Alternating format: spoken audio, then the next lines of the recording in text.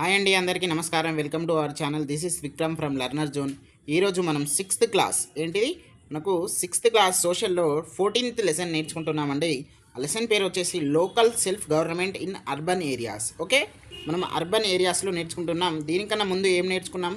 Village గ్రామ panchayats నేర్చుకున్నాం 13th lesson. ఇట్లా మనకు దానికన్నా ముందు డెమోక్రటిక్ గవర్నమెంట్ నేర్చుకున్నాం.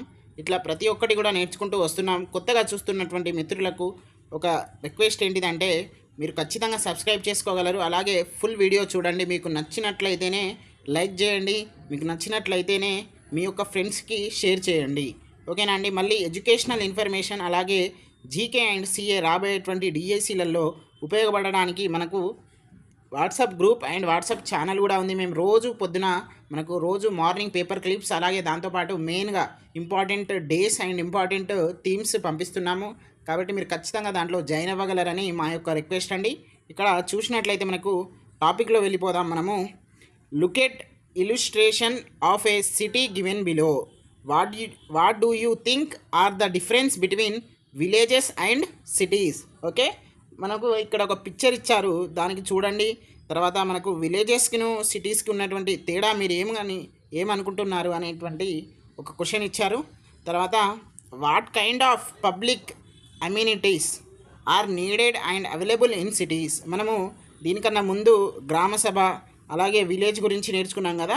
ఇప్పుడు మనము అర్బన్ ఏరియాస్లలో అంటే సిటీస్లలో ప్రజల యొక్క మనకు అవసరాలు ఏంటివి, వాళ్ళ యొక్క సౌకర్యాలు ఏంటివి అనేవి ఈ లెసన్లో నేర్చుకుంటున్నాము. మనకి ఇక్కడ మేజర్గా కొన్ని చిన్న లెసన్, ఇది చిన్నగా పాయింట్స్ ఓన్లీ ఇంపార్టెంట్ తక్కువ ఉన్నాయి. మన మ్యాటర్ అనేది ఎక్కువ ఉంది కాబట్టి మీరు టెక్స్ట్ బుక్ చదవాలి. టెక్స్ట్ బుక్ చదివినట్లయితే మనకు ఆ ఇంపార్టెంట్ పాయింట్స్ కూడా దాంట్లో వస్తాయి. కాబట్టి కాన్సెప్చువల్ అండర్స్టాండింగ్ అనేది రావడం జరుగుతుంది. ఓకేనా? Next, what are the different sources of livelihood of people in urban areas? What kind of amenities do such works require? Discuss this points in the class. ఓకేనా అండి? ఇదంతా కూడా మనకి ఇంట్రడక్షన్లా భావిస్తున్నాము. తర్వాత దీనికి సంబంధించింది ప్రతి ఒక్క దాంట్లో మేము ఇక్కడ మనం ఎక్స్ప్లెయిన్ చేస్తున్నాము. తర్వాత ఇక్కడ కొన్ని ఇంపార్టెంట్ ఇక్కడ చూద్దాం. ఈవీఎం అంటే ఏంటిది? Electronic voting machine. దీనికి ఎక్స్పాండ్ చేయండి అని కూడా మనకు అడిగేటువంటి ఛాన్సెస్ ఉన్నాయి. కాబట్టి మీరు ఖచ్చితంగా నేర్చుకోండి. నెక్స్ట్ మనకి ఇక్కడ చూసినట్లయితే ఇక్కడ pipelines for drinking water, Akasaganga. ఈ ఆకాశగంగా అనేది దేనికి సంబంధించింది? తర్వాత మనకు ఏంటిది అనేది ఈ ఇంపార్టెంట్ పాయింట్స్ మనకు నోట్స్ ఉంటుంది కదా, మనం ప్రతి లెసన్లో డిస్కస్ చేస్తాం కదా. ఇది ఆకాశగంగా మనకు వేములవాడకు సంబంధించింది. తర్వాత ఇది మనకు అక్కడ ఉన్నటువంటి 2011 వరకు నగర పంచాయతీ. ఇలాంటి పాయింట్స్ మనం డిస్కస్ చేస్తాం. నెక్స్ట్ ఇక్కడ మెయిన్ ఇంపార్టెంట్ పాయింట్స్లో వెళ్ళిపోతే ఇక్కడ మనకు 3 kinds ఆఫ్ మున్సిపల్ బాడీస్ ఉంటాయి. ఒకటేమో నగర పంచాయత్, తర్వాత మున్సిపల్ కౌన్సిల్, తర్వాత మనకు మున్సిపల్ కార్పొరేషన్.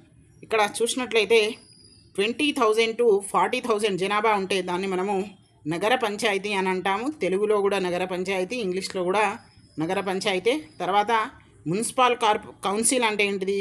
40,000 to 3 lakhs వరకు. ఓకేనా అండి? 40,000 to 3 lakhs వరకు. తర్వాత మున్సిపల్ కార్పొరేషన్ అంటే ఏంటిది? 3 లక్షల కన్నా ఎబో. ఓకే, 3 లక్షల కన్నా ఎబో అంటే 3 లక్షల కన్నా ఎక్కువ. 3 lakhs or more than 3 lakhs. మరి అక్కడ ఉన్నటువంటి ఇప్పుడు మనకు విలేజెస్లలో వార్డ్ మెంబర్స్ ఉంటారు, ఉప సర్పంచ్ ఉంటాడు, సర్పంచ్ ఉంటాడు, తర్వాత ఎంపీటీసీ, తర్వాత జెడ్పీటీసీ. ఇవన్నీ కూడా ఒక్కొక్కటి లెవెల్స్ ఉంటాయి కదా. మనకి ఇక్కడ సిటీస్ అంటే అర్బన్స్, టౌన్స్లలో ఎవరుంటారు, సిటీస్లలో ఎవరుంటారు అనేది చూద్దాం. ఇక్కడ కౌన్సిలర్స్ అనేవాళ్ళు టౌన్స్లలో ఉంటారు. ఓకే, కౌన్సిలర్స్ అనేవి మనకి ఇక్కడ మున్సిపల్ కౌన్సిల్కి సంబంధించింది.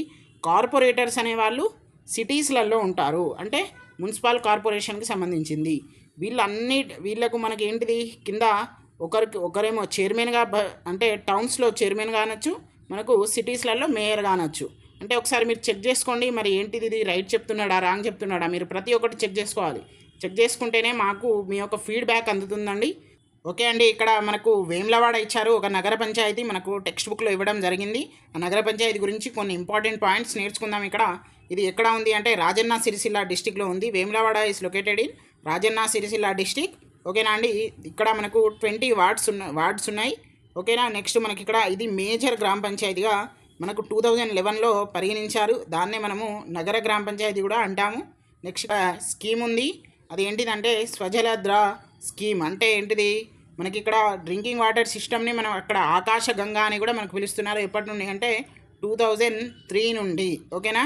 ఇక్కడ ఎట్లా ఉంటుందంటే ఆ యొక్క స్కీమ్ అండ్ యొక్క ఆకాశ గంగా అంటే పైప్ సెట్టింగ్స్ ఎట్లా ఉంటాయంటే మనకి ఇక్కడ చూసుకున్నట్లు ఒక్క పంప్ సెట్ ఉంటుంది కదా, ఒక పంప్ సెట్కి దాదాపుగా 10 to 15 ఎంత 10 to 15 హౌస్ హోల్డ్స్ అంటే అన్ని నల్లాలు అనేటివి, అంటే ఒక పెద్ద నల్లాకు అన్ని చిన్న పైపులు అనేటువంటివి కనెక్ట్ అయి ఉంటాయి. వాళ్ళందరూ కూడా అక్కడ నుండి ఏంటిది వాటర్ అనేది తీసుకోవాలి, అంటే వాళ్ళ యొక్క హౌస్కి కనెక్ట్ చేసుకోవాలి. ఇక్కడ 5000 నల్లా అంటే దాదాపుగా మనకు 5000 ఏంటిది ఫ్యామిలీస్కి మనకి ఇక్కడ నల్లాలు అనేటువంటివి ఇట్లా ఈ సిస్టంలో ఆకాశగంగా సిస్టంలో ఇక్కడ ప్రొవైడ్ చేయడం జరుగుతుంది. అంటే ఇది మనకు బుక్లో ఉన్నటువంటి మ్యాటర్ అండి. ఇప్పుడు ఎట్లా ఉన్నది అనేది మీరు పక్కన పెట్టండి, జస్ట్ బుక్ని ఫాలో అవ్వాలి. మనకు బుక్లోనే మార్క్స్ వస్తాయి. ఓకేనా.